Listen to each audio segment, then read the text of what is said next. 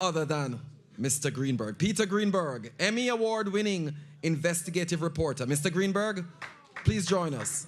Thank you very much.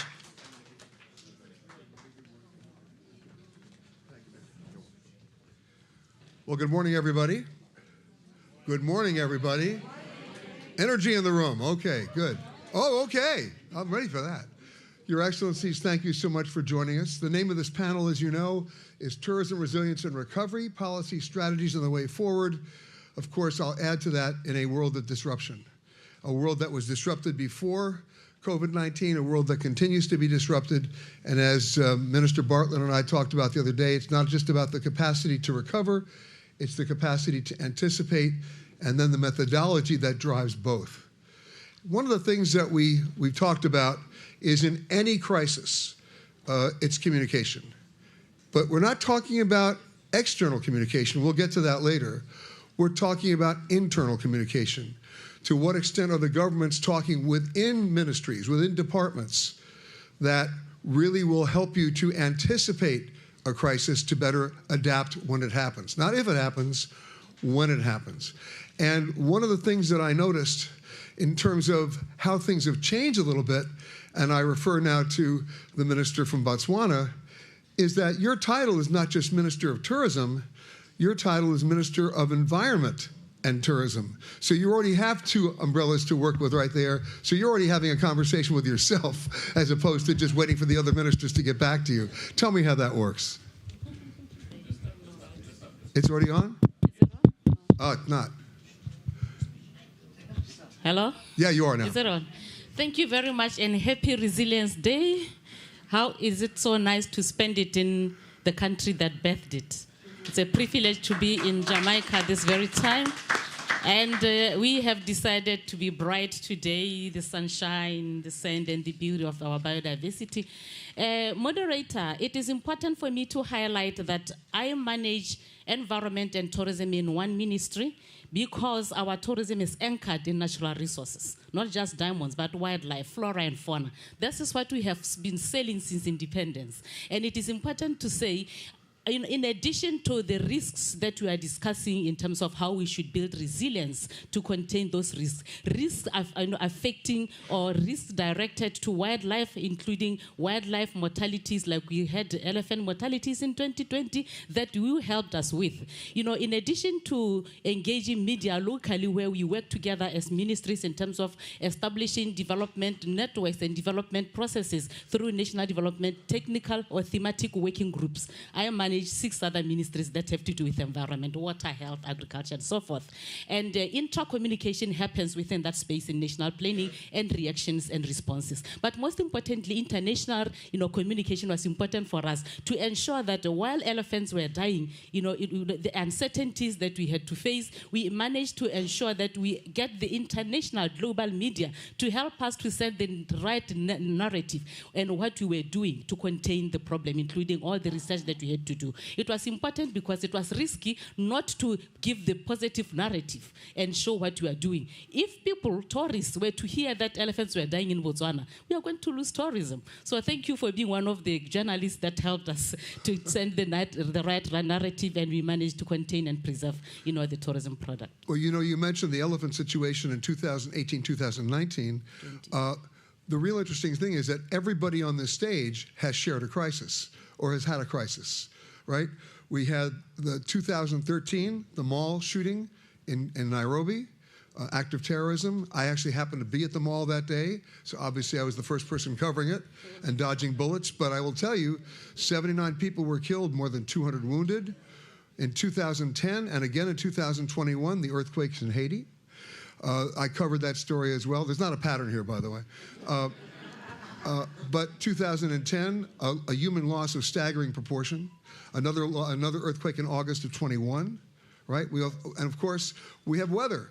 Weather in Jamaica, weather in the Cayman Islands, inevitable weather, but that's changing in its patterns, changing in its ferocity, changing in its frequency.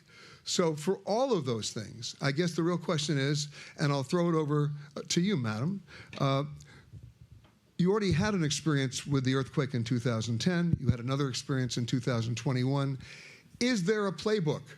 Is there a basically a handbook, an MO, if you will, of preparedness. Do you have a crisis management program in place? Thank you for this question. But first, allow me to thank Minister Bartlett for inviting me at this great conference on the crisis management. That, as you know, Haiti has facing a lot during those of past 40 years as natural disaster and political instability. So to this crisis we are facing as earthquake, as you mentioned, in 2010 and 2021, the government has did a lot to bring tourism back in Haiti between 2012 and in 2013. But Haiti, I can say, is naturally, resilience is a second nature in Haiti. The people in Haiti are really, really strong. They really they have hope for better tomorrow. But the government, what we did, we are now working on bringing back, restore safety and stability. But in the Ministry of Tourism, we are working to boost the tourism back. So we are working with what we have in terms of destination. Everybody in the world think that tourism is interrupted in Haiti. But the issue you have is mostly in the capital. But we still have other destination has capitation where tourism is growing. So we are can capitalize on this destination, and we are trying to give access, to bring access to other destinations we can develop, and also we are creating. Well, we want to create other niche. I can say, I'm sorry, because you know my country is French speaking, so I have to take in English now.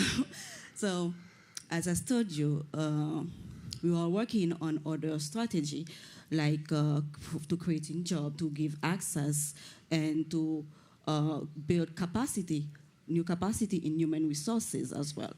So, to help to meet the need of all operators, what we have, the ministry have to create, to take some measures, like create a new a center of crisis management.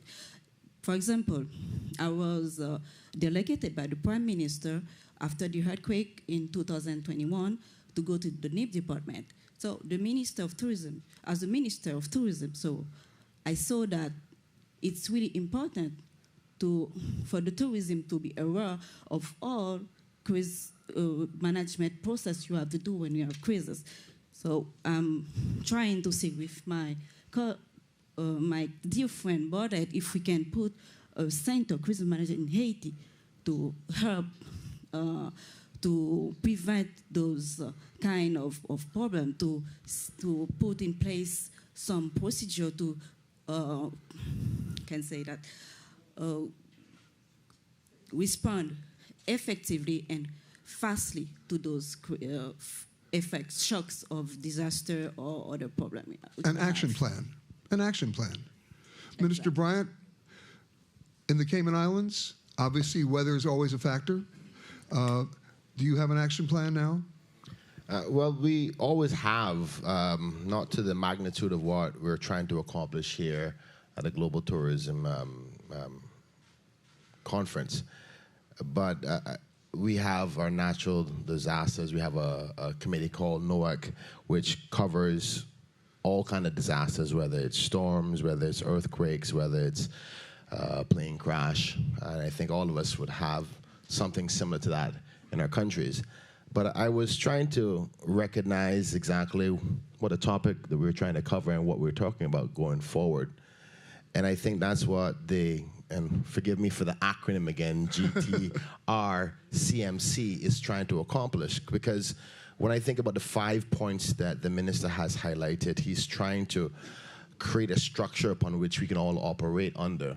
And I personally think that every country should have a brand such as this within their country so we can all be working together to create the plans. Because when I think about my hazard management back home, that would be part of some of the areas he highlighted. He highlighted 5 of them, and if my memory serves me well, I was just trying to write them down: to management, recovery, thrive, survive, and mitigate.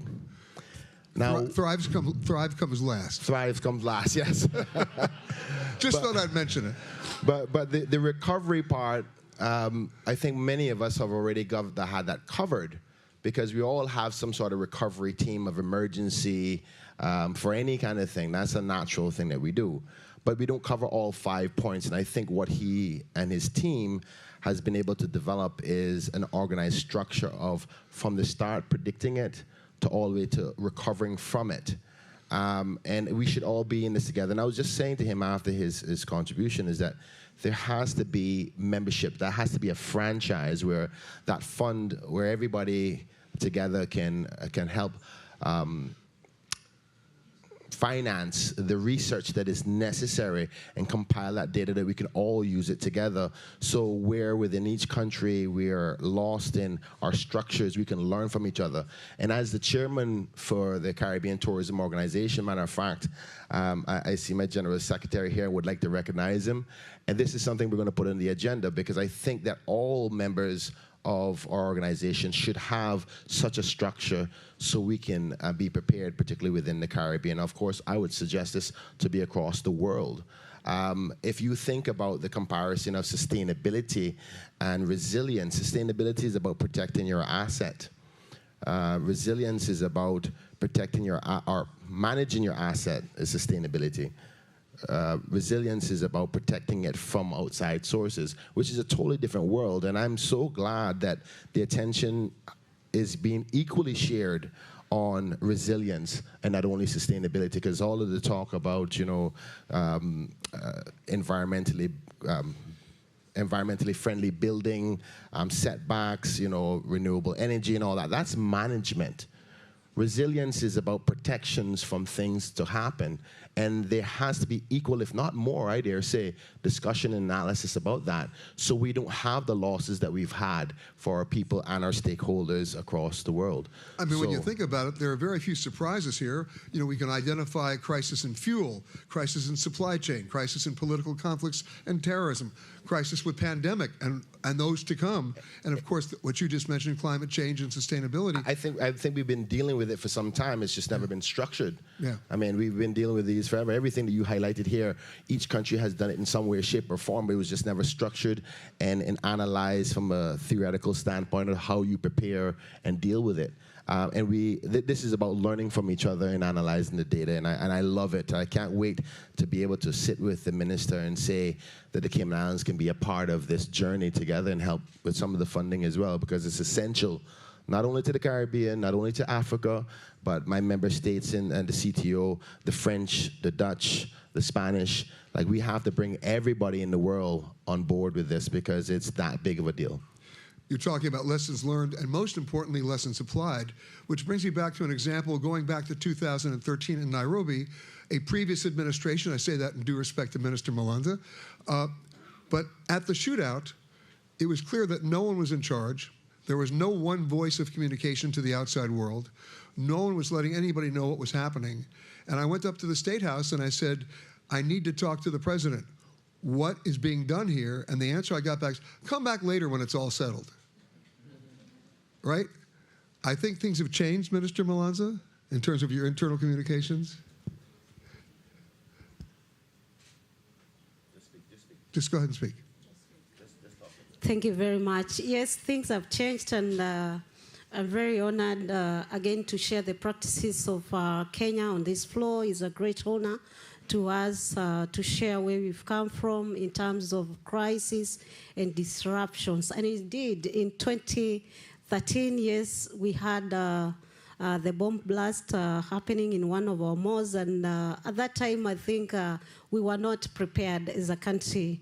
And so we tried to approach it in a silo approach, which did not work by then until we had to engage multifaceted and multi-ministerial approach that finally worked. But I want to talk about the new regime that I'm part of and the government that came in August last year. The greatest thing that has happened to our country is that we've seen a transition since independence of Kenya for a deputy president to rise straight to power to be a president. And therefore, this is a deputy president who was there in 2013, and he had an experience of 10 years in power, and now he is the president. And so he's seen quite a lot of disruptions in our country. And therefore, when he assumed to power, he took us together, and he took us for a retreat, and we were discussing about delivering as one. Delivering as one in terms of in terms of sectorial approach, and also as a whole government to deliver together. And what this means is that if you look at the Ministry of Tourism, where I am today, I'm supported by so many enablers, be it transport. For anybody to reach any park in our country has to use a good road. For my wildlife in the parks, they need water. And therefore, I have to work together with the Ministry of Water. I have again to work with the Ministry of Environment in terms of restoration of our forests in the parks. I have also to work with the Ministry of transport in terms of, accessibility to the airports and all that. And therefore, as a country, we've taken what you're calling delivering as one government. And we're using the multi-sectoral approach where we are combining similar ministries like the natural resources ministries that are handling natural resources, where I fall because of wildlife, and other ministries like environment, like mining. We're coming together and coming up with plans that we're implementing together. And therefore, I think for us, this is one of the best practices that we are seeing is unlocking, and is actually synergizing quite a lot of the efforts that we've done. And we are really doing a lot of exploits in terms of implementation of our plans and our policies together.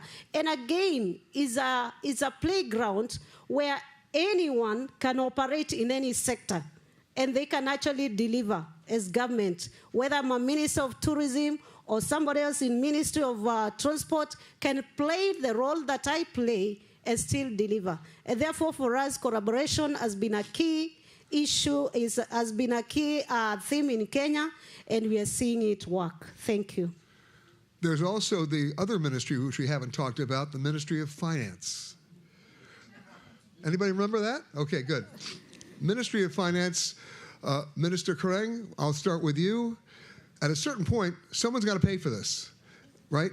Yes. So to what extent are they recognizing now the global importance of tourism resilience in order to fund you to the point where you can actually be better prepared? I must say that as we go around the globe attending global conferences that speak to environmental issues, that speak to global strategies, for climate change reactions, and the president goes this way, I go this way, the Minister of Finance is always on board. And in our national planning machinery and processes, the Minister of Finance is aware of the need to inculcate environmental issues and resilience issues, by ensuring that when we make proposals on climate change responses, on capacitation of our institutions and our sectors, those strategic focus and thematic areas are the Minister of Finance's speaking notes when she presents the budget. It's a she, by the way, when she presents the budget. So the budget, in terms of how it's formulated and how it's designed and how it is actually driven by the mindset of ensuring that the sustainable development goals are linked with our national development vision and our national development plans, and the thematic areas, including also one thematic area, which is a sustainable environment. They are built in the National Development Plans. And the National Planning Commission is there to ensure that all these thematic issues are embedded and inculcated and mainstreamed in the budget. We don't have sufficient funding, but at least there's consideration that Minister Kering runs a very sensitive and a needful ministry, so we must make sure that we can avail resources for that. So the budgeting processes do cater for that. We also have special funds, that we get levies from, tourism, and we have a plastic levy and, National Environmental Fund, which are government funds through the ministry that we fund other critical actors in that. And those are part of the budget allocations. And I must say that we are aware in terms of national planning processes of this. Now, I don't know if you're aware of this, but you just made news today. You announced that your finance minister is always on board. Yes, she is. I just thought right? That's a breaking news story. Anybody else have finance ministers on board? Minister Brian? Well, always. He's my closest friend, but also on board with the government's policies in respect to environment. I must say that I'm proud to say that the government that we have in the Cayman Islands is the most pro-protection to the environment and sustainable than we ever had in our country's history. Sometimes to some business people's dislike, I must say. But outside of the funding from government, I think we're forgetting some very important stakeholders. Those who make the money off of this business, they have to play their part too, because governments usually represent mostly, I'm not saying only, but mostly the people, the human part. The business part is a priority as well, and they pay their taxes too. But the strategies that we're talking about to ensure the industry upon which they make the most profits, they have to play their part by being involved in this. And I go back now to the CMC, where I think partnerships and memberships where they can fund and be a part of it, because you can't operate this vision, this plan, this way forward without them, because they're going to be the key individuals to help trade to come back, to figure out strategies of getting airlines going, getting hotels operational, get the employees going. All the factors to prevent these disruptions have to involve the major stakeholders in it, whether it's restaurants, hotels, airlines, attractions, and so forth, and the like. So I think we can't only leave it on the research individuals in government, but force the stakeholders. For example, in the Cayman Islands, we have the Cayman Islands Tourism Association. When I go back home, I'm going to have an upfront conversation to say, where are you on this? What is your part? How are you playing? Because we can't take only the burden to protect and plan for recovery for your business to make a profit only, even though they are taxpayers. Well, you bring up a very interesting point. We have some private sector members here today as well. And Adam, I won't put you on the spot. Hey. But what you're really saying, if I interpret this correctly, is that the private-public partnerships have been pretty good in recovery. They haven't been pretty good in anticipation. Exactly. And do we have similar agreements here from the other ministers? Yes, we do. You can just speak it. We can hear you. Speak into it. Just hold it. It's got it. Yes, we do. And for us in Kenya, actually, we're just going through a disruption. We're going through the longest drought that we've ever seen in our country. And I think this is one setup or disruption that has seen us bring on board the private sector. And for the first time, to sit with the government. Initially, we've been sitting, the government on the other side, and the private sector on the other side. And I think this is one area that we are cooperating very well. And actually, we're doing a lot of funding that is coming from the private sector actually to fund the drought activities and the relief food, and also the water tracking in our national parks. Again, we are seeing a lot of collaboration in the area of climate change, where our president has also declared that we are going to plant 15 billion trees in the next 5 years. And we're seeing so many private sector and companies coming in and picking like 1 million trees, giving their contribution towards greening our country. And therefore, there's collaboration in terms of private and government. You know, it's interesting. We talk about two things. which is a hindrance to both resilience and growth, and that is fear and perception. And for example, and I'll give you some very current examples. If I said to friends of mine today, I'm going to Port-au-Prince, you know what they'd say to me? Are you crazy? They would say, be careful, right? I'm not done yet, hold on. The same thing would have happened after the shootout in Nairobi. The same thing actually happened on a smaller scale, Minister Kreng, after the elephant situation, because the communication that was coming out was that elephants were being killed. You may remember that, right? So I guess the question is, to what extent is that fear the block, that perception the block for you to do the growth you absolutely need to do on all these levels? Definitely the fears, the perception block the goal in the destination. As you say, when some people want to go, there was a lot of warning on Haiti. There's not a warning on Port-au-Prince. They say Haiti. So when people call some tourists wants to go to Haiti or to Cape Haitian, they will say, oh, it's Haiti, don't go there. But we have to work on with the country on the warning they to put the warning locally. Yes, we do have some issues in Port-au-Prince, but in the other part of Haiti, as I said, Cape Haitian or in Jacmel, so okay, the insecurity is not the same. So we were working on that with all representative of the countries that put this warning on Haiti. To speak about what you just said about the finance, Ministry of Finance, yet we does have the same problem in Haiti where the interest between ministries is not the same. So we have to convince them, work with them, make them understand. What I did recently, for Labadi, for example, there's a community they need some infrastructure. So we went there, I went there with the Minister of Finance and Minister of Transport to show them what's the urgent need for those people that have to, the port crews we have there, the revenue has to contribute to change the life of those people. So we completely agree, and we're going to put a fund together with the private sector. It's going to be a PPP, a private sector, and the government. We're going to put fund together to implement some social project to help those people. So I think when we talk, when we put all things on the table, we can work together. Minister Malonza, oh, sorry, Mr. Kreng.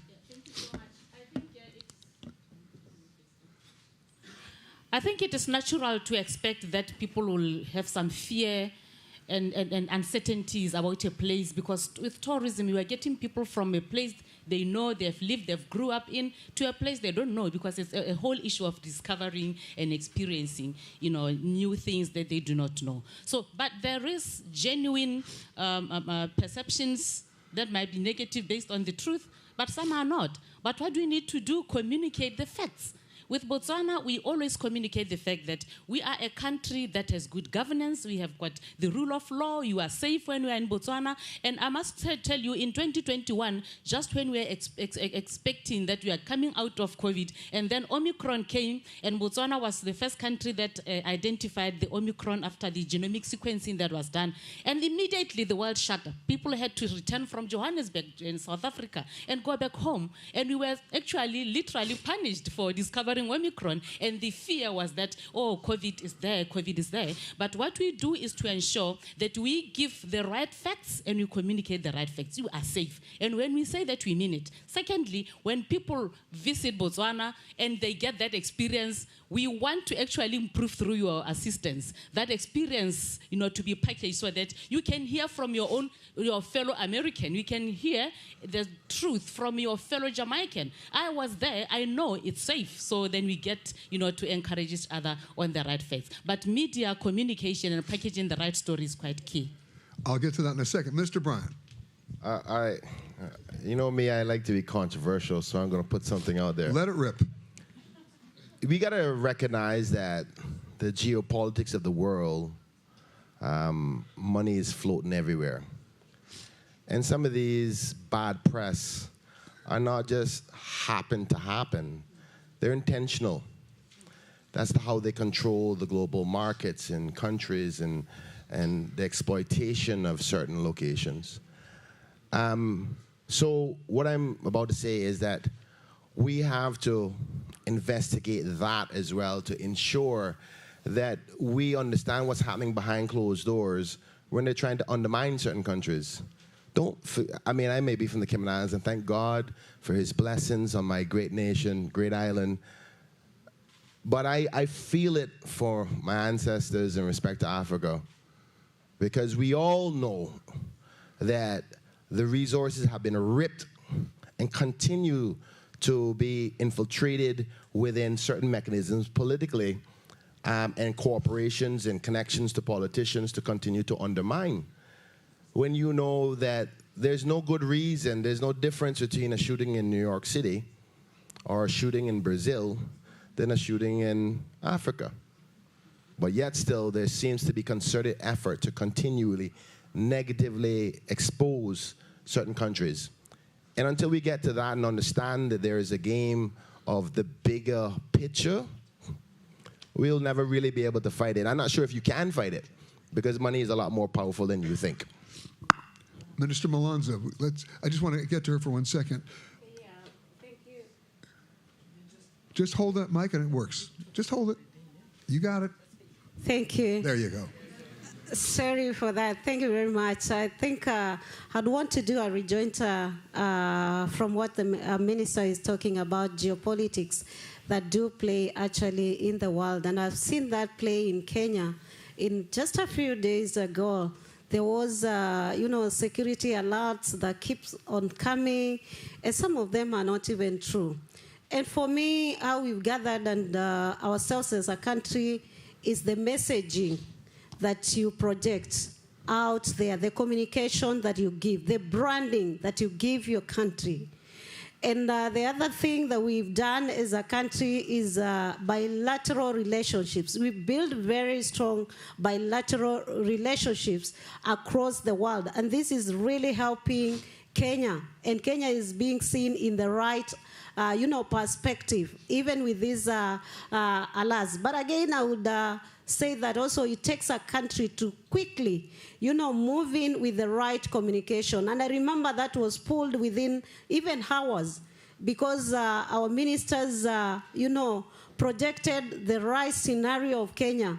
And I think the airlines just pulled out, and of course they apologized. And therefore I want to say, coming on the issue of financing and the minister of finance being at the center of it, Kenya, we've developed regulations, and we have what we call Finance Management Act that has placed the Minister of Finance at the center of all the operation of and matters regarding regulations on finance. And actually in every committee that is discussing about finance, there must be a representative from the office of the Minister of Finance. Therefore, is very cooperative, and of course we've seen a lot of funding through, collaborative moves that are coming to our ministries, and especially the Minister of Tourism, that is actually a productive ministry. Thank you.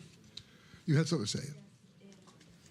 Go ahead. In addition to what my colleague my homologue says, ministers, regarding communication, you have to work also with the local media. That's the first that released the news. And in Haiti, for example, they were their focus is on politics. So what all news they are released is around politics. They're not thinking about tourism, attract tourism. So we have to work with the local tourism media to put them in the frame of tourism, and to let them understand and know that the news they are released can be wrong to their country. So that's, I think, the strategy we can work with the media. Minister Krang brought something up, and so did Minister Bryan, that I want to address. We have a number of members of media in the room today. I see Raj back there from the BBC. I don't pretend to speak for them, but I'm going to ask them to get involved if they'd like to. And this is this. It's a media question for all of you, me being the member of the media. And that is, who speaks for you?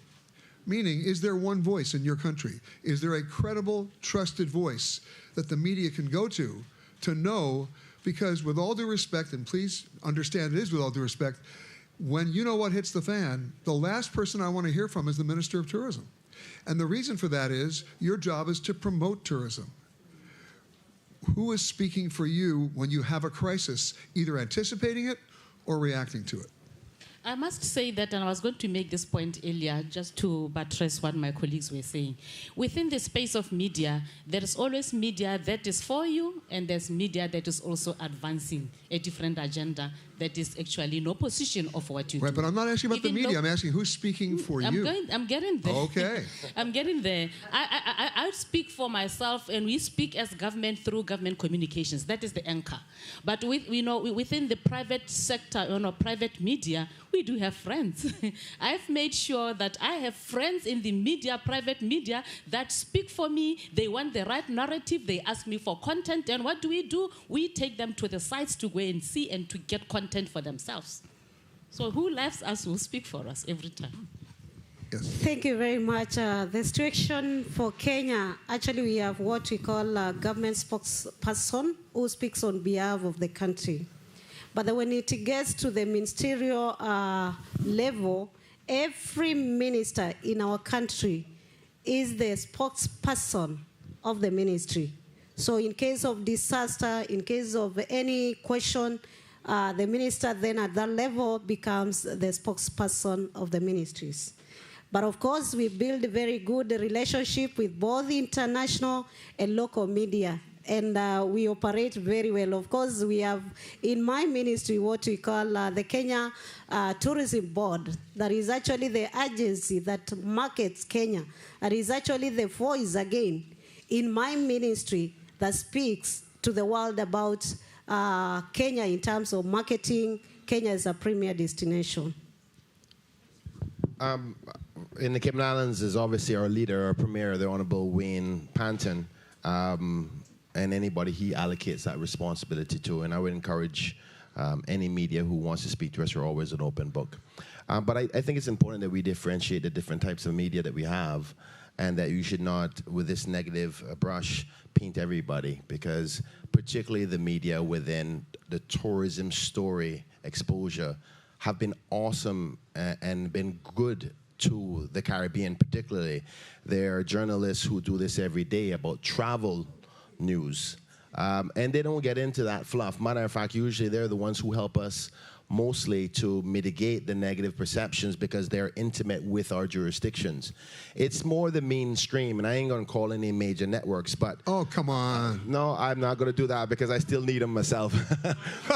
but the truth of the matter is that what we see is a decay of journalistic principles over time due to the advancements of technology, whereby 20 years ago, the news was the source of information that you depended on and that you can rely on.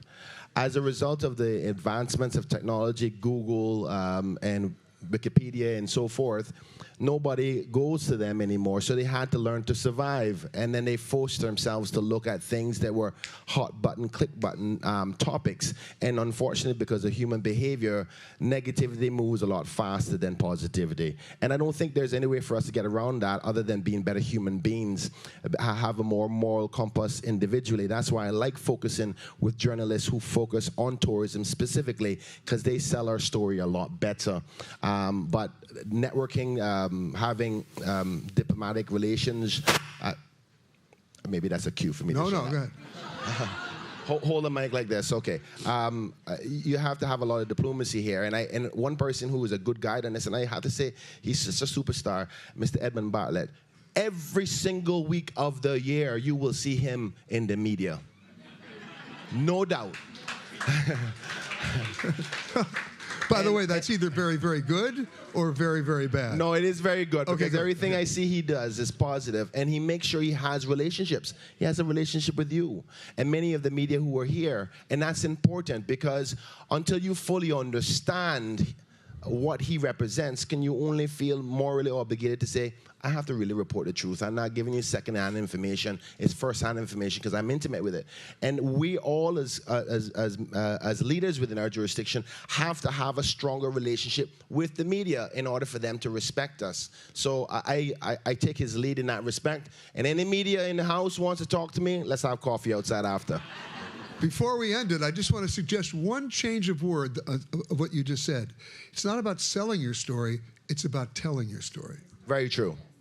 And if you miss that distinction, you repeat the problem. Well, but let's not get away from the fact that everybody here needs to make $1. Everybody had to get more money if you tell it than if you sell it. That's true, but think about which media do you know does it totally free anymore? You had to pay for your ticket to come here. How is that covered? How do you pay for your internet website? How do you pay for all that? There is, for us to ignore the reality of revenue would be a silly mistake. Oh, I'm not telling you to ignore it. I'm just saying redefine it to the point where it doesn't hurt you. Okay, fair enough. I'll take that. Good. Are we going to have coffee later, too? Of course we are. On that note, we're a little bit out of time. I want to thank our distinguished panelists, the ministers from Haiti, from Kenya, from, of course, Botswana and the Cayman Islands. Thank you, everybody. Thank you very much, Peter. Thanks to all our ministers, Minister Francois, Minister Malonza, Minister Kereng, and Minister Brian. Thank you very much. We're doing a... And I was asked for a picture with the ministers and Mr. Adam Stewart. So if Mr. Stewart could join us. And I think the minister of the Turks and Caicos is here. Minister, you know, Adam would not be pleased. You know, Adam has a lovely property there. So Turks and Caicos.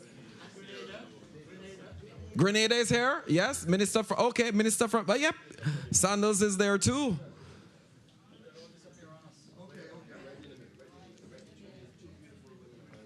Thanks for that, Keith.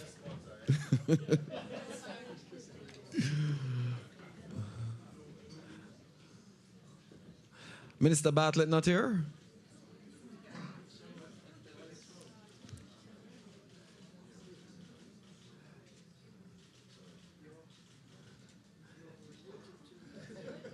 Thank you very much. Thanks, Mr. Stewart. Thanks, ministers. Thank you.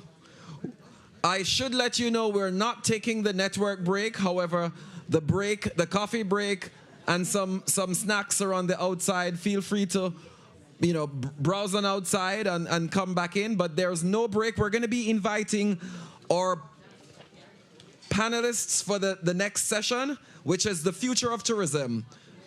We have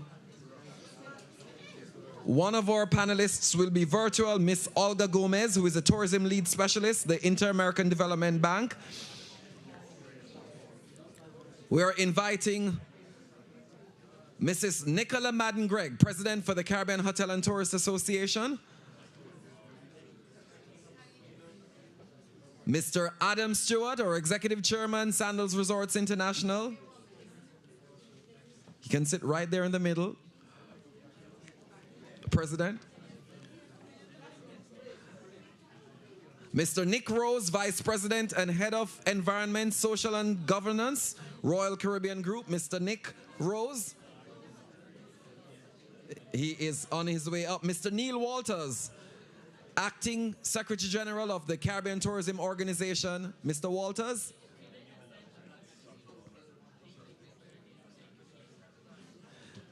The Honorable Cuthbert Newb, Chairman, African Tourism Board.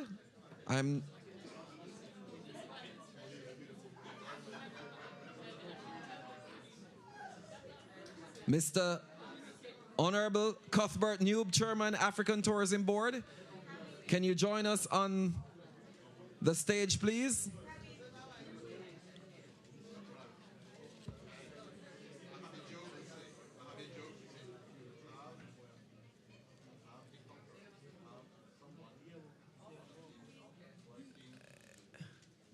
Is Mr. Newbay here?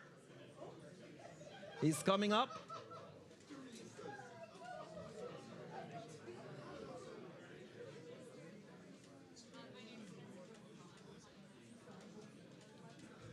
And Mr. Newbay, are you coming up? I'm ready to introduce.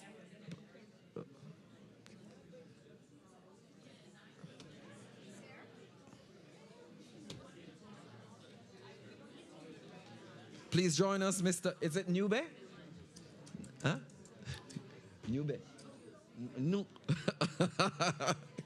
Thank you.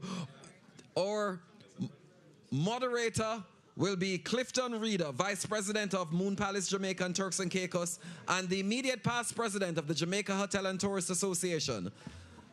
Mr. Reeder, you can get one with Mr. Reeder too, yeah?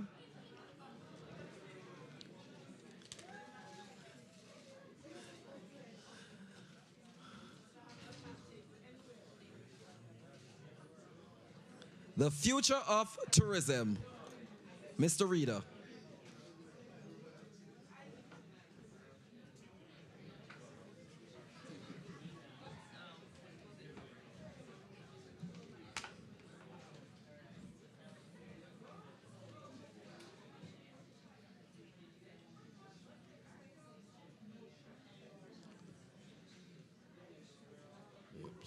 Oops.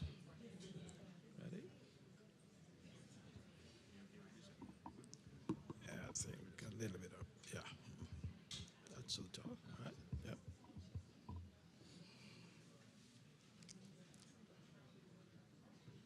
Good morning, everyone. Good morning. Well, as I was introduced a while ago coming up, my nickname, as we say in Jamaica, is the COVID president. And I think I will hold that one for life, and there shan't be another one. But, ladies and gentlemen, I must say, we have a great panel and some excellent questions, and I'm sure they're going to do more than justice answering these questions. We've learned quite a bit from the pandemic. And going forward, we have to use these lessons to ensure growth, sustained growth in our industry. And I'm going to ask, starting with Chairman Adam Stewart, to just expound on that, some of the lessons learned during the pandemic, and how we can use those lessons going forward. Thank you, Clifton. And good afternoon, morning. Good morning, everybody. It's fabulous to see everybody here after 3 days of talking tourism. Those of us on the Jamaica side and on the Caribbean Hotel and Tourist Association side tried our best to navigate COVID, really with a blank piece of paper, not knowing what protocols were. That word was not a commonly used word. Social distancing was not a commonly used word. And the word I would put in the center of it is we unified. We absolutely unified. We brought a sense of humility to the table. We recognized the importance and value of the total tourism ecosystem. Villas, boutiques, big hotels, small hotels, tour operators, restaurateurs, airlines particularly. And there was an element and a sense of how much bigger tourism is than any one of us individually, our brands, even our countries. It became a sum of the parts. It was a Jamaica problem first in the Jamaica Hotel and Tourist Association, then it very quickly expanded to our Caribbean Hotel and Tourist Association. It grew much bigger than the Caribbean region, and it just showed you how small, connected, and united we were. So for me, I saw a level of public and private partnership that I think we should be incredibly proud of. A level of respect across responsibilities and duties. And as I mentioned, a level of grit, determination, and drive. And COVID showed you very quickly those who had the backbone. Those who were determined, and earlier there were commentary around media narratives. You know, we know that there were false narratives. We know that there were false narratives originally because that's what we thought. What we saw further was that there were false narratives that were dragged on and continued for motivated purposes that weren't always to the betterment of our people. And I applaud the governments that stood strong, that found a balance between lives and livelihoods. And I applaud the private sector stalwarts that stood up and said, we will find a way in these dark hours. And I think the Caribbean as a region did the most remarkable job, and hence we are the world's most tourism-dependent region. We're also the world's fastest recovering region on planet Earth, and that did not happen by mistake, ladies and gentlemen. It was indeed not a mistake, and I'm sorry Minister Bartlett is not here now, but we basically put together the COVID team that led us through that time. And as Mr. Stewart just mentioned, every single department of government, private sector, the PSOJ, other Caribbean nationals came to each other's rescue. I'm going to basically go and ask each panelist the same question, the lessons learned during the pandemic and how we can use that to grow tourism in the future. Please. Thank you so much. May I hasten to demystify the myth that has been perpetuated for decades, that Africa is a third world continent. And also to say Africa is still underdeveloped. I would like to stand as an advocate for the African continent. It is the best continent to be. It has all what it takes. I'm sure my minister would concur with me. Those who haven't been to Africa, you aren't seen anything, and you are missing. And want to appreciate once again the efforts and the resilience from the Honorable Minister, who has been a champion in driving the disconnect that has been there to say, how do we bridge the gap from Africa to the Caribbean, joining the umbilical cord that was disconnected during those days. Africa is a place to be. Coming back to your question, as Africa, I think it afforded Africa to go back to the drawing board, to say, how do we synergize, how do we collaborate, how do we work together? I am so excited to see our ministers from Africa standing together with one voice in brand marketing the continent. So yes, COVID, it came with devastation. Of course, we lost our loved ones and most of the entities were closed. But on the other hand, it afforded Africa to come to their senses. Hence now we are talking with one voice to say, how do we start to look within? That is putting priority on our domestic, on our regional, and on our continental tourism. By the way, when the global community closed their borders to Africa, each man was left to fend for himself. Africa stood up. We came out so strong because we started to acknowledge, to say, how do we make sure that our domestic tourism, and how do we make sure that each and every citizen of the continent becomes a brand ambassador? And then the international, of course, travel, it must come as a complementary. So I'm so proud and I'm so excited to be part of this great initiative where we are joining hands, the African continent and with the Americas, especially Jamaica. Thank you so much. I'm very happy that you mentioned domestic tourism, because during the pandemic, I must thank all our Jamaicans. Surveys showed that 27% of our occupancy then was due to the local market. And I would like to acknowledge that. Madam.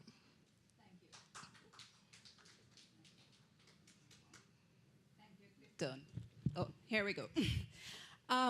Specifically to both points, I sat on the COVID task force, and Minister Bartlett appointed that task force very early. So I kind of had two hats. I had my Jamaica hat and my Caribbean Hotel and Tourism Association hat. I stepped into that presidency during COVID as well, so I'm also a COVID president. So I work very strongly with CTO, and we have Neil here beside me. But one of the great lessons of COVID, I think, is the level of collaboration, not only in country, public-private sector, as Adam mentioned, but across industry. It was not just tourism. And we worked with agriculture, manufacturing, all of the private sector stakeholders. And one of those have actually lived on. We do now, through mentioned earlier on the panel, is the Minister of Finance on board. Prior to COVID, tourism ministers across the region still had challenges getting finance to back them, still had challenges with some ministers thinking that tourism is really an industry. When COVID hit and the impact of the loss of the tourism sector permeated every other industry in society, and everybody realized the value of tourism and the linkages, the backward linkages into so many other sectors, it was a game changer in Jamaica, and it was a game changer in the Caribbean. Every single solitary industry, now we have a BOJ quarterly review. And every time we go on that call, Clifton, myself, and a few of us sit on that call, the first question is, where's the tourism report? Everybody wants to know what is happening in tourism. Everybody is excited about the development, the growth. Tourism is now actually seen as the driver of our economy with no hesitation. Our Minister of Finance is 110% now behind tourism, and Minister Bartlett don't have any arguments in cabinet anymore. He's fully backed. So I think that is one of the things that have come out very strongly, that there is no question anymore of the value of tourism. And, we have said, we see countries like Dubai embracing tourism and looking at how they can use that to push forward their economy. And if they, which have oil, is using tourism in such a strong way, why should we in the Caribbean shirk from that? And I think that is one of the things that COVID has taught us. It has taught us the value of the tourism. It has really emphasized how much of a driver it is and how much you can build it and use it as a pillar to develop everything else. Because tourism brings an economy of scale that nothing else brings. It's an export industry. You can stay here and build out your manufacturing, your agriculture, so many other sectors, and you are exposing all of those persons and those visitors to your products and services which they demand when they're here on island or in the Caribbean, and that they want to take away and demand in their own home country. So I think COVID has given us that as an absolute advantage, the value of tourism. Thank you, Madam President. Neil, if you would go along, please. Hi, good morning. I want to echo the sentiments of everyone before me. I mean, I can almost say ditto and just keep quiet. But I will actually point out that when we talk about collaboration, it was because no one had the answer or no one entity had the answer. And I think that it removed the, I don't know if it's a word, siloism, if that existed in tourism and among economic sectors prior to the pandemic. Which is actually quite interesting, because the activity that basically closed down tourism showed us its strength and showed us how powerful, to echo Nicola's sentiments, tourism is. But I think one of the things it also gave us the opportunity to do is, after several years of significant growth, when we were basically our heads to the wall trying to make tourism grow, the stop gave us the opportunity to look at tourism critically and see some of the shortfalls, some that have been mentioned here today, some of the shortfalls, and also to look at ways to mitigate against them. It made us put on our thinking caps and look at new opportunities. I heard the discussion earlier about domestic tourism, and for some of our countries in the Caribbean that are quite small, the concept of domestic tourism would have been totally foreign prior to COVID. But I think during COVID, not totally foreign, but to a large extent foreign, especially in periods when we would have been accustomed to having visitors come from our regular source markets. The move, and it was a significant move in some cases, to look at people within our shores to allow properties and attractions and so on to continue to function. And I think that is something that we can continue to build on. it actually deals with some of the issues that were discussed earlier today in terms of funding for resilience and so on, by also giving the opportunity for a sector that has been, in a lot of cases, very seasonal, the opportunity to move into times when it has been very low. So I think echoing all these sentiments, but adding that piece and recognizing as well the human part of it. It affected a lot of people who work in the sector.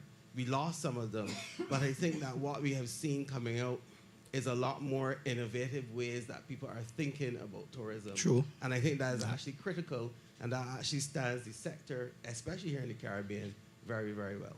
Good, thank you very much. You know, looking at cruise, because sometimes we describe tourism loosely and not include our cruise partners. So, I mean, this morning we want to hear from you. We want to get your perspective on where we are going in the Caribbean. Thank you, and thank you for the opportunity. I think I'll just echo what my panelists said, but take it one step further and I think the minister brought it up earlier, that COVID showed us not only how connected we were, private, public entities, but I think the biggest thing it showed us is how connected we are regionally, right? Tourism is globally, but regionally, tourism really resides within regions, right? And making sure that, you know, if someone wants to go to the Caribbean, right, the beauty of the Caribbean is they can visit, you know, multiple different countries, multiple different cultures in 1 week's time or 2 weeks' time. And that, I think, is what bound us from COVID. At least from the cruise industry, we realized that very quickly it wasn't just working with one partner, whether it's, you know, cruising in Bahamas or, you know, the cruise lines in Jamaica alone. It was, how can we bring and make sure we're talking Jamaica, Bahamas, you know, all the other islands within the Caribbean to make sure that we're all working towards the same thing. And I think that's one thing we learned very quickly out of COVID, is that we're all bound together and bound together regionally. So something that we're definitely taking forward. Good, thank you. One of the things that I believe, especially with cruise and companies like Sandals operating across the Caribbean, is that, you know, through CTO and Caribbean Hotel and Tourist Association, we probably need to have one set of rules, one set of standards, the border controls and everything. I think that was one of the things that we could have done better coming out of COVID.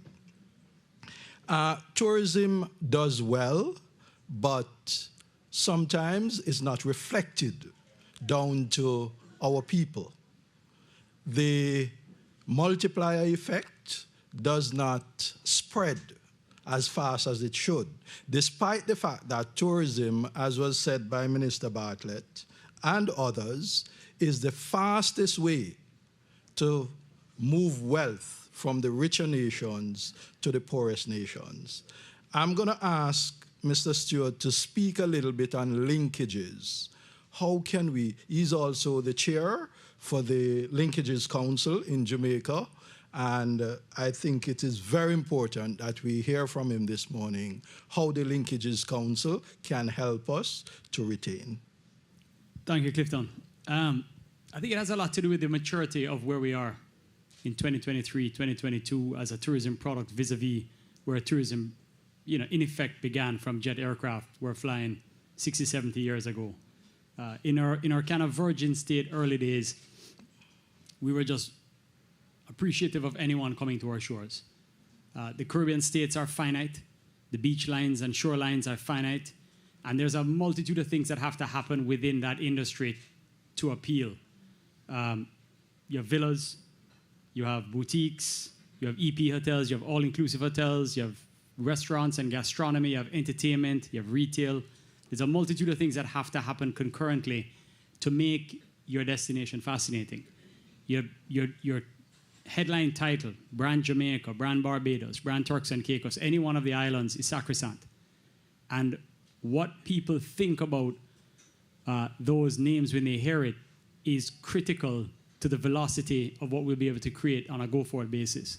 So we're now at a stage in Caribbean tourism where we're no longer counting singularly heads of who are coming to the destination, but indeed foreign exchange retention into our banking system and how that trickle down goes further.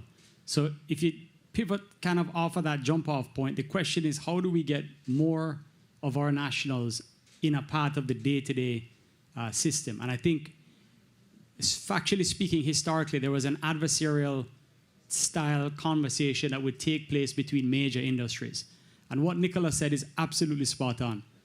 What she's really saying is tourism is the great accelerator. It is probably the only industry that the more successful it is, everything else around it is. More consumption, our minister is a champion for talking about consumption, and that's what tourism is.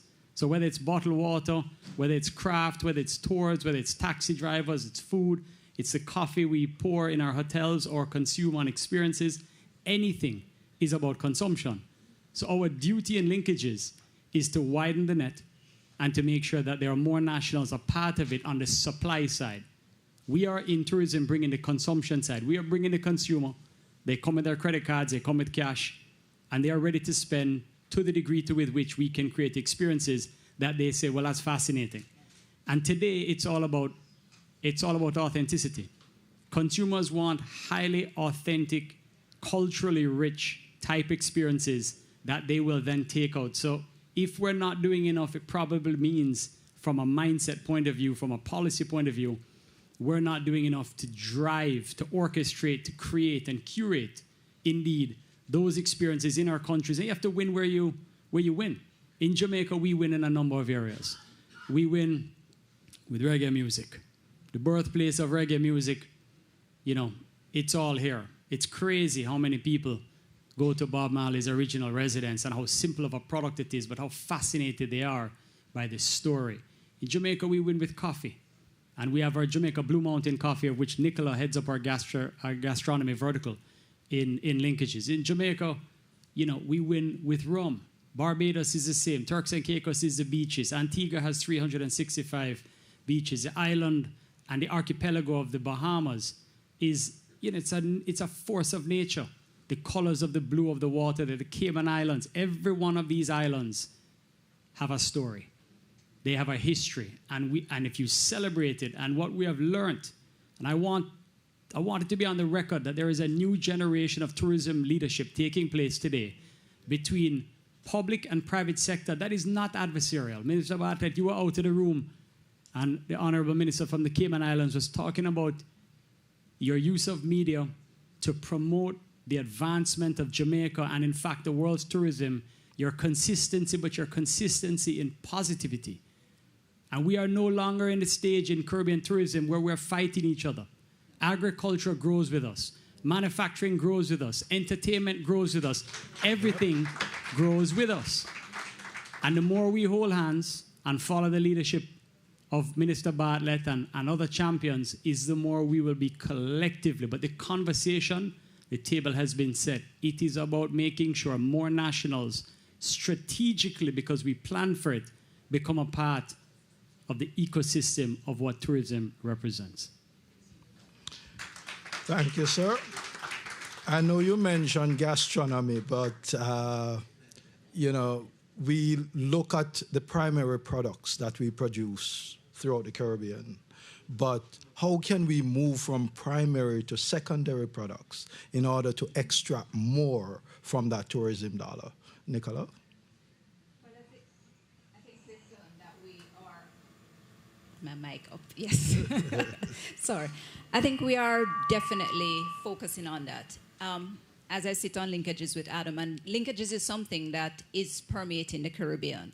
I was at the St. Lucia Hotel Association, AGM, and they signed an MOU with their manufacturing association. So it is something that Jamaica took the lead and many other Caribbean islands are doing. We recognize that it is not, as you said, just the primary products, but we do a lot in terms of our events of our own, Christmas in July and our speed networking, which are two linkages products, where we bring in the manufacturers, the craft vendors, the various suppliers to the industry, but we also give them developmental support. So through our business development community, they give them marketing support, they give them technical support, because we do need to build out an industry behind everything that we have. Take jerk, for example, and I give that as a Jamaican example all the time. Jerk in Jamaica, jerk chicken and jerk pork, there was a time, not so long ago, maybe about 35, 40 years, you had to travel all the way to Portland, to a very specific area, Boston, to get jerk. Couldn't get it anywhere else on the island. Now, jerk is permeated the island, permeated the world. But what it built behind it is the seasoning, the sauces, the spices, the rubs, everything. So jerk has built out an entire industry behind it in terms of manufacturing, in terms of books, cookbooks. The amount of cookbooks have been written that go through that, the history of it. And that's how you move from one thing, which was just, as you said, primary product, maybe the pimento, which was the original spice that goes into the jerk, and the Scotch bonnet, to building out an entire industry behind it. And that is the kind of research that we have to do in terms of the future of tourism, because we are saying tourism is the driver. So it's not just about bringing the tourists here and having them have an experience. And the other element to that is that the tourists can also experience those experiences during farm-to-table experiences, which we are developing more and more of that.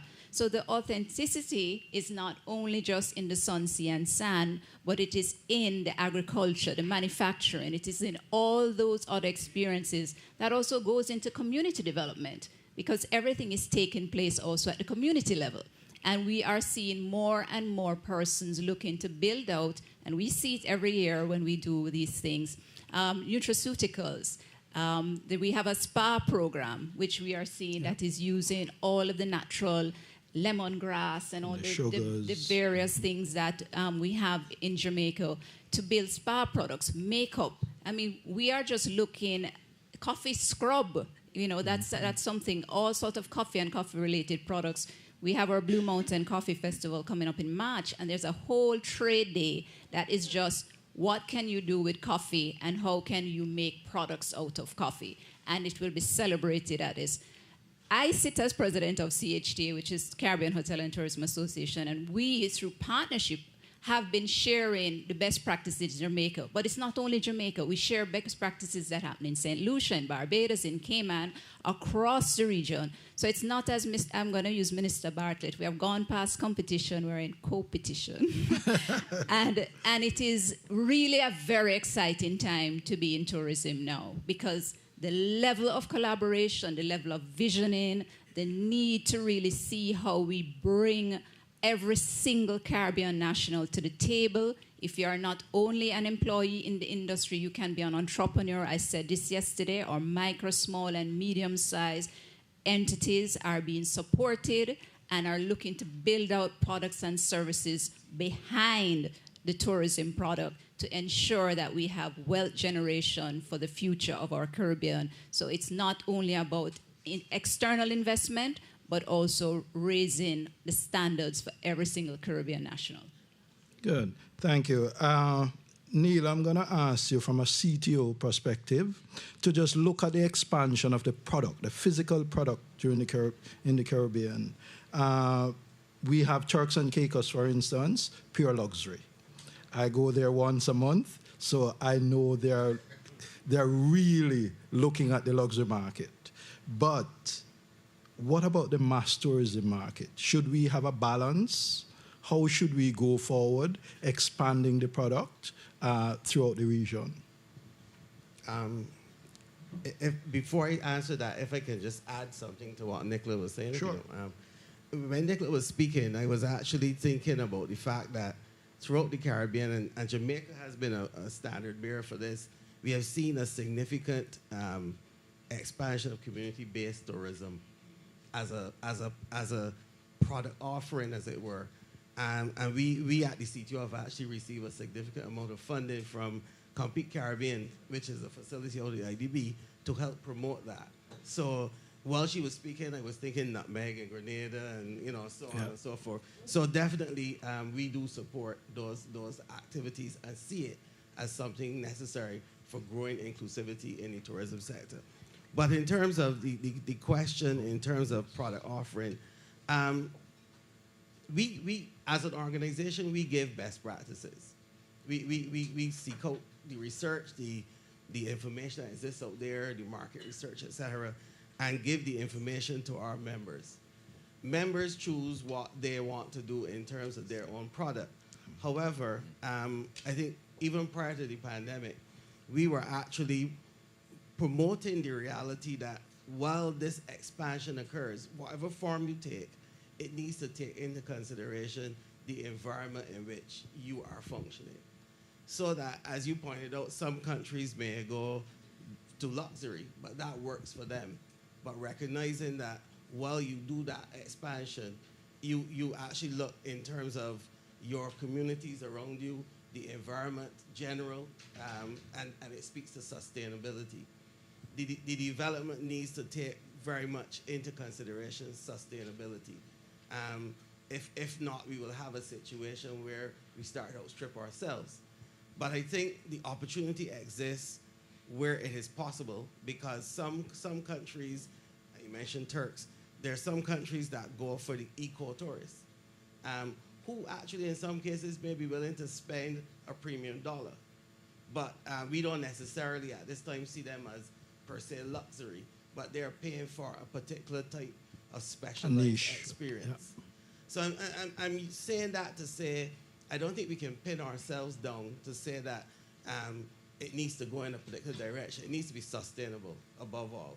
It needs to match with the country's economic policy. And the discussion we're having here today clearly shows that tourism policy needs to be included in a country's economic policy overall. I think once we use those type of tenets, the development that we see will match the capacity within the individual country, and it will ultimately add to the overall tourism product offering.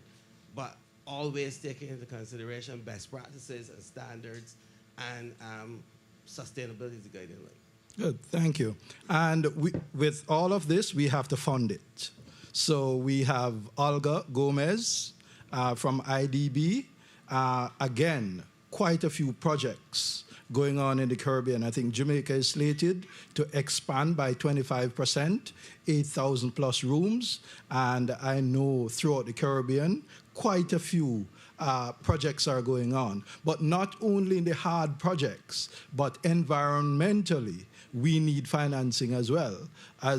And we spoke this morning about the resilience of our region. And we want to know what innovative loans, what innovative help the IDB can give to the region. Thank you very much, sir. It's a pleasure to be here. I'm sorry that I'm virtual and in a virtual way, but I would like to connect with some of the previous questions and speakers, and regarding, for example, when it was first mentioned, the importance, what are the lessons learned from COVID? And I think one thing that is very, very important on our perspective is the key role and the indispensable role that the public sector has in really supporting the development of the sustainable tourism agenda and the tourism resilience in general. And in that sense, as you might know, IDB has been working and is the main source of financing for the Latin American and the Caribbean region, and as well of technical support. We believe that we, of course, have as well IDB Invest, who is working with the different stakeholders of the private sector. But as IDB public sector, we are working with several countries trying to develop comprehensive programs, and among them, we have this year approved two very important loans, financing loans. One is a policy-based loan that is completely focused on resilience, and we have been supporting this program through technical assistance, so around $1 million in technical assistance that is non-reimbursable resources, and a $150 million loan that is for Panama, that is really addressing climate change, is addressing biodiversity, preserving biodiversity, is addressing having a comprehensive governance and a reinforced governance in Panama, is addressing what we have seen that is really important, is for making policy that is evidence-based policy. So we have supported as well the government to build a tourist intelligence system that will permit the government to plan its policy and its investments with more granularity, with better knowledge, more evidence-based, which will lead to a more efficient and effective policy and investments. We have as well other type of loans or programs, which is investment programs. That is the case, for example, of El Salvador. We have been working with El Salvador for several years very closely. We had a previous loan of 25 million, and this new loan that we have approved recently in September, by the end of September, is an investment loan of $106 million. 46 million are dedicated and targeting all aspects of resilience and sustainability.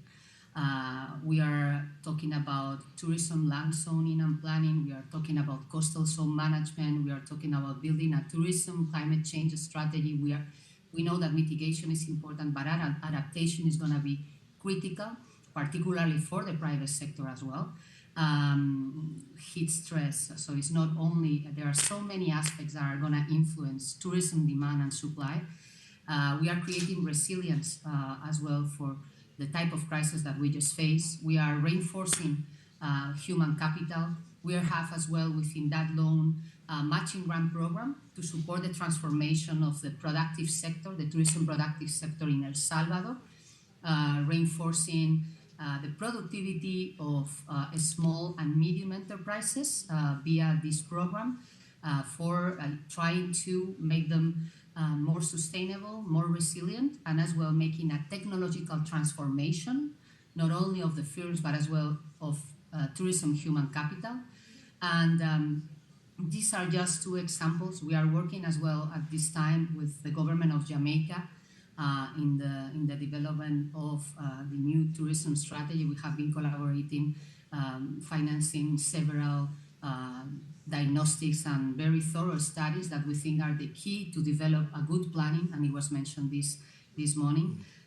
These are just some of the examples. And as well in Panama with the IDB Invest, both windows, the public sector window and the private sector window, we develop a guarantee towards trying to support the liquidity as well of the private sector. So there are several instruments, and tourism is a key area, it's a productive sector. And I think it was mentioned this morning the importance of the collaboration and coordination among different stakeholders, and particularly as well with the Ministry of Finances. I think it's very important, and this terrible crisis have shown the importance of this sector in terms of economic growth, in terms of socioeconomic growth and its impact, and as well in terms of how this sector contributes for the public finances. So we should not see investing in this sector necessarily as an expense, and we know that we all have expense ceilings and we have tight budgets, but how increasing this productivity in this sector can lead to higher and better public sector finances. I hope that was clear and we have good connectivity. Thank you. Yes, and thank you for the great work that you're doing supporting us. We have about 10 minutes to go, but we cannot close without discussing the people that makes the industry in the Caribbean. Of course, this is the first time in our history, as far as I know, that we have less labor to choose from. I mean, we always have more and always could get that choice. How is it affecting the quality of service that we have? The other question, and I want to pose this question to Nick before going into the next one. The cruise ship, the land-based organizations in the States, in Canada, they're pulling a lot of employees from us in this region.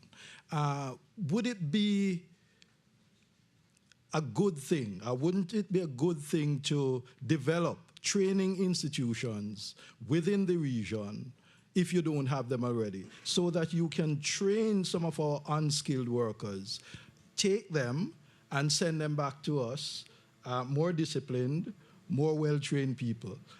Because I think sometimes we're just pulling from the region and we're putting in the training resources, and we believe there should be some kind of partnership with organizations like yours. Yeah, no, thank you for the question. And the simple answer is yes. I think, working towards that partnership of how do we make sure that we're providing the opportunities for for people who want to go and try to work on a cruise ship or learn a certain skill set. You know, like if you look at what the cruise industry, specifically Royal, has done with the American Caribbean Maritime Foundation, right? Supporting and supporting that issue to make sure that there are scholarships available for people who want to have seafarer careers, whether it's on the maritime sector, hotel sector. So that's one opportunity that we are looking at. And also, Royal, we just launched kind of this Propelled by People campaign. Is how do we make sure that as we continue to grow, that we're growing sustainably and making sure that we always have the right, not only the right amount of people, but really the right skill set people to come on board a ship to understand what they offer. Because, I mean, speaking as a former crew member, I was a crew member on a Royal Caribbean ship 15 years ago. One of the things that I think draws people to cruising is you can, go on a ship and see 70 different nationalities. People like that. People understand that, where they grew up is different from where someone else grew up. So learning how they challenge and do that stuff. So I think being able to partner with Caribbean nations, partner with public, private sectors in order to grow what that kind of training looks like is something that, we are always looking forward to and, we'll continue to support. Thank you. And I know some notes are being taken there, so I'm sure we will get back to you to form that alliance. I know Sandals University is up and running, and I know there are great promises, and I know that the management part of it, because we always think of tourism as the lower jobs and everything. So I'm just going to ask Adam to just go through some of the jobs that are out there and how Sandals University will prepare Caribbean nationals to take up some of those jobs. Yeah, thank you, Clifton. I think at a high level, there's a misconception about what the sophistication of tourism. People tend to consider the rooms division and the food and beverage division and waiters and waitresses and room attendants because that's usually the biggest by quantum. But tourism today is way beyond that. Not even in those two verticals, the supervisory, the managerial, the zone management, but then you get into construction, project management, engineering, development, then you get into accounting and finance, you get into banqueting, you get into specialized professionals, wellness, healthcare, water sports, scuba diving, and I can literally just keep going down the list. In our organization, many, many years ago, we learned the importance of training. And it starts at a high level that a belief system that exposure is the greatest gift you can give to a human being. So we are intrinsically in the people business in hospitality. And back to the question of COVID, there's something that we learned as a lifelong lesson was how much we missed each other. Yes. We are naturally social people on this planet, whether we recognize it or not. So we're not programmed to hide from one another. We're programmed to crave the indulgence of one another and be together. And there is no finer industry, no greater example in the world than tourism. So if you're in the business of wanting to make people happy, there's a multitude of skills that come down that level from a training and development point of view. So the Sandals Corporate University as a machine has 155 different certifications, 100% paid for by Sandals. You can come into the company with a big smile and the right attitude, not being able to read and write, and get your master's, and it's 100% on you as to how far you go, and you take it. Excellent. And we have seen, and my colleague from Africa here, we can't think of ourselves as third world any longer. We have to think of ourselves as a journey that we haven't yet had all the exposures that we may need. And I believe strongly that particularly here, this is where the private sector does a great job, but needs to go even further in recognizing the importance of upskilling so that our people in this region can hold all of the biggest jobs. Now, my company is world famous. Our company is world famous for having this incredible reputation. And 98% of our 18,500 employees are Caribbean nationals, holding the best jobs at the highest levels. So thank you for the applause. I have a hard time when anybody says we can't achieve it. Because even today, as we're achieving what we're achieving, I can assure you that what's coming in the next 3 years of sophistication for global hospitality that will be demonstrated through our company, powered by our people, is going to be the next frontier of hospitality. But it comes with foresight, it comes with financial commitment, it comes with framework, it comes with preparing. So we are living in 2025 and 2026 today. All the decisions we're making today, you'll see the result then. And to go one step further, our organization last year made a commitment that we will build an independent hospitality school in my late father's name with the University of the West Indies and Florida International famed Chaplin School of Hospitality Management. This will be a standalone international university headquartered in Montego Bay, Jamaica, with an online open campus going right through the Caribbean, where practical training for the students will take place in Sandals Resorts. And I have no doubt colleague partners like Palace and Couples and all the other great hotel chains in the Caribbean will hold hands with us and we will train, because the question I have for the audience and the media and everybody is, if not us, then who? Who plans to train our people for the future? And if those of us that have had the opportunity to get ahead a little bit because of our own exposures, we have a duty to hold the hand of the younger generation. And last point I'll make is we cannot live in our own generation. The generation Z and Y, millennials are old people these days. We've been talking about millennials for so long. They're old people married now with multiple children. We have to recognize that they think differently. We have to change our language to bring them in, and we must inspire them to come into the greatest industry, or else they won't come. They'll choose something else, but tourism is the best industry in the world, and put that on the record, please. Thanks for that great investment, sir. And we mentioned earlier that Africa is rising. All of us saw during the pandemic the number of African Americans coming to our shores, those from the motherland coming in to Jamaica, weddings, big weddings, the culture being soaked up by people in our region. So I want to look at connectivity between Africa and the Caribbean. Thank you so much. When we came here, I want to emphasize on the context of our relationship, Afro-Caribbean relationship. Minister, we did not come here with a basket to come and beg. We came here on our shared values to say, how do we connect the disconnected? Proudly African. When we look at prior, 2018, 2019, Africa was the fastest growing continent in terms of tourism, competing with Asia Pacific. These are great stories that are not told, but they've been filed in the United Nations, World United Nations archives. I want to challenge our media fraternity. Please tell a good story. We have so much to share. We have so much to explore. We are so excited and we want to cement this relationship. Yes, connectivity. We are working on it as Africans. When I came here, it's a nightmare. I don't even think of going back to Africa because I'm spending more days flying back home instead of enjoying and indulging myself in my motherland. So those are the issues that needs to be addressed. I know that we have quite a number of recovery mechanisms whereby most of the member states, it's all about synergy. All about synergy. We have Kenyan Airways, Ethiopian Airways, that has actually, they never stopped flying, even during the COVID-19. And we have never seen CNN reporting these success stories from Africa.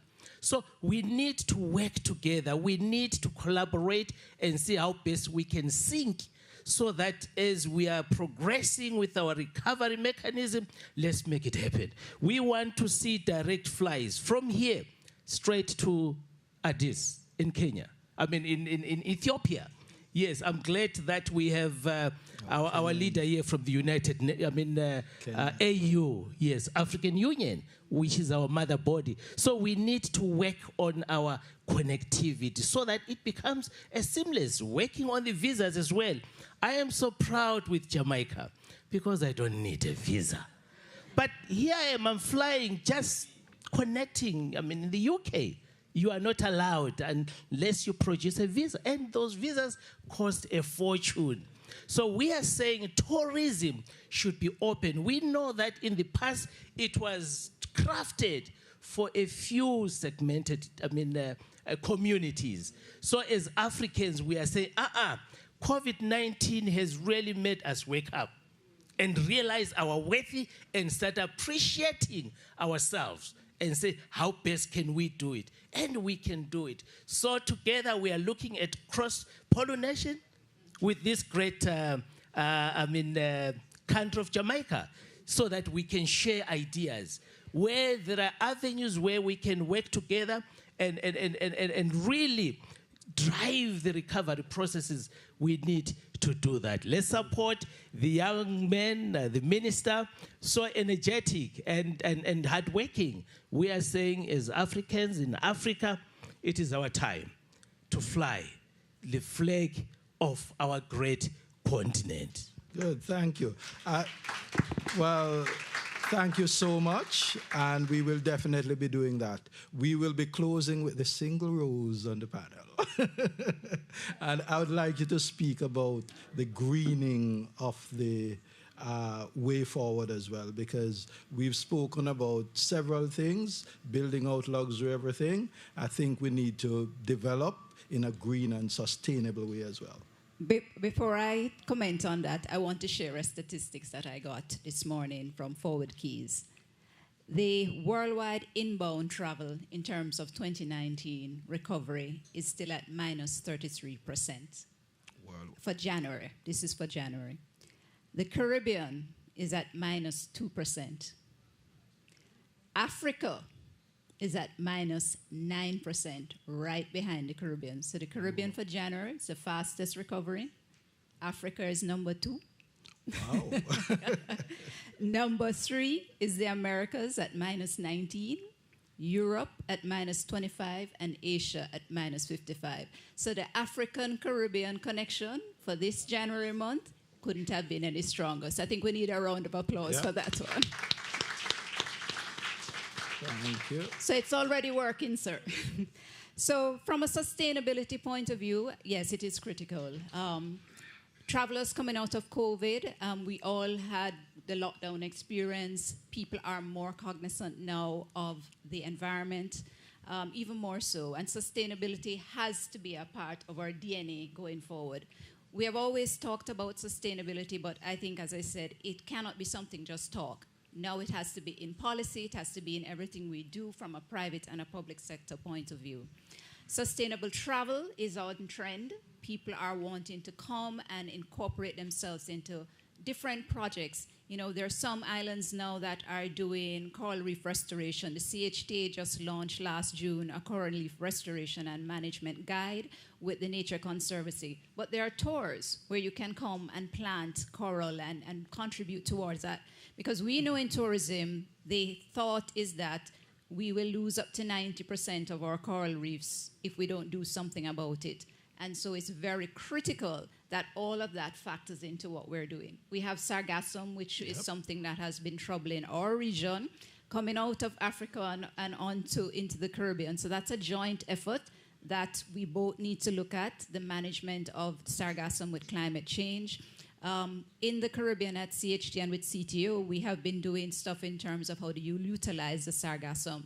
There are products that are being developed. There is biofuel in Barbados, for example. They're doing a project now to use sargassum with rum products to make biofuel. So that's a major change.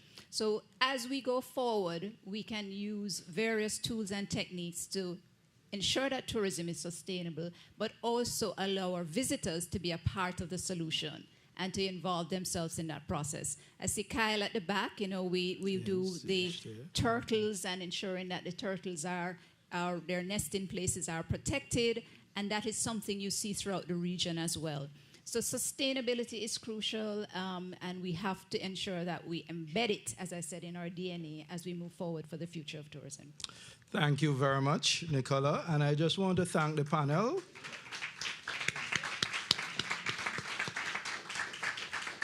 I personally believe that we have a very bright future with our future leaders, and I think we're going to be in good hands going forward, sustaining the growth and benefiting from all the lessons of COVID. Thank you very much for being part of this.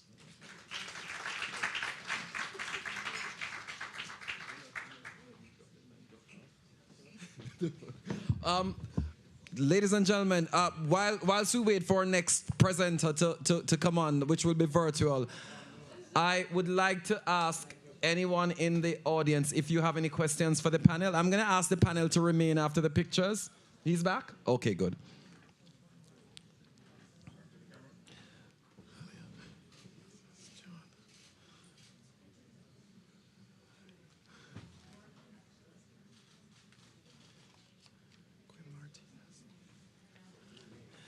Yes, I think our next. Do we have any quick questions for the panel? I can tell you, as a past employee of Sandals, I remember when Mr. Stewart, when Adam was a little 16-year-old boy, because Sandals' commitment to training and education. I was there in 1989, and that's where I got my bachelor's degree. So thank you, sir. And you know, I wondered where was Mr. Stewart when I was doing my doctorate. I'm doing it now, and I'm like, could he pay for it? No, I'm just kidding. No, but thank you for all our tourism operators. Thanks, everyone, for all you do to make tourism #1 in the Caribbean. Thank you very much.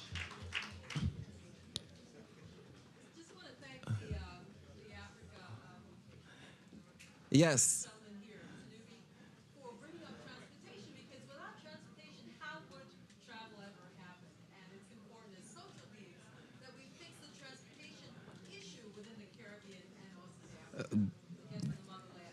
Very good point. We definitely need to improve connectivity to the Caribbean and to the continent of Africa. We now move right into our next presentation, which will be the Edmund Bartlett Lecture, and that is on the role of public-private partnerships in building tourism resilience. And this is a presentation by Mr. Quim Martinez. It is a virtual presentation, so I'm going to ask you to turn your attention to the various monitors around the room. Mr. Quim Martinez.